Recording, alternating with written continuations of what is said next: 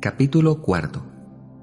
¿Cómo podemos conocer si obramos con desconfianza en nosotros mismos y confianza en Dios? Muchas veces las almas que creen ser lo que no son, se imaginan que ya consiguieron la desconfianza en sí mismas y la suficiente confianza en Dios. Pero es un error y un engaño que no se conoce bien, sino cuando se cae en algún pecado, pues entonces el alma se inquieta, se desanima, se aflige y pierde la esperanza de poder progresar en la virtud. Y todo esto es señal de que no puso su confianza en Dios, sino en sí misma. Y si su desesperación y su tristeza son muy grandes, esto es un argumento claro de que confiaba mucho en sí y poco en Dios. Quien desconfía mucho de sí mismo, de su debilidad e inclinación al mal, y pone toda su confianza en Dios, cuando comete alguna falta no se desanima, ni se inquieta demasiado, ni se desespera, porque conoce que sus faltas son un efecto natural de su debilidad y del poco cuidado que ha tenido en aumentar su confianza en Dios. Antes bien, con esta amarga experiencia aprende a desconfiar más de sus propias fuerzas y a confiar con mayor humildad en la bondad de nuestro Señor, aborreciendo con toda su alma las faltas cometidas y las pasiones desordenadas que llevan a cometer esos errores.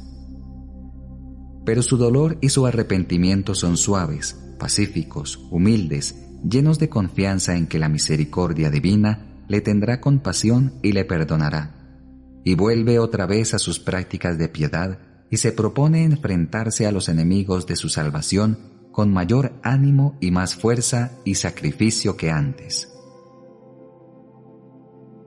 En esto es importante que piensen y consideren algunas personas espirituales que cuando caen en alguna falta se afligen y se desaniman con exceso, y muchas veces quieren más librarse de la inquietud y pena que su pecado les proporciona que por recuperar otra vez la plena amistad con Dios.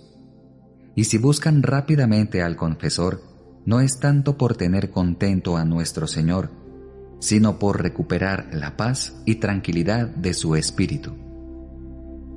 Por eso cierto confesor a una religiosa que le decía que había gritado esa tarde a su superiora, le dijo: «Por hoy no se confiese todavía, aguarde a que pasen 3 días y cuando le haya pedido excusas a su superiora, venga a pedir el perdón por medio de su confesor». Así evitaba aquel sacerdote que esa alma buscara solo obtener su propia paz y tranquilidad, en vez de buscar primero hacer la paz y amistad con Dios y con la persona ofendida. Cada cual debe preguntarse de vez en cuando: ¿cuál es la causa de la tristeza que siento por haber pecado? ¿El haber disgustado al buen Dios? ¿El haber hecho daño a los demás? ¿El haber afeado horriblemente mi alma que está siendo observada por Dios y sus ángeles? ¿El haber perdido un grado de brillo y de gloria para la eternidad? ¿El haberme acarreado un castigo más para el día en que el justo juez pague a cada uno según sus obras y según su conducta? ¿O simplemente lo que me entristece es que mi amor propio y mi orgullo quedaron heridos? ¿O que mi apariencia de santidad quedó disminuida?